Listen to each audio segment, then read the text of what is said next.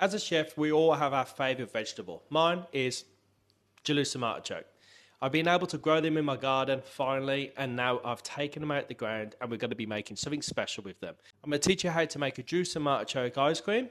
This goes with one of my desserts, a beer curd with macadamia praline. Probably the most talked about dessert that I've ever done. Always a showstopper in the room and always the most requested dessert that I always get asked to do. So enough talking, let's get started.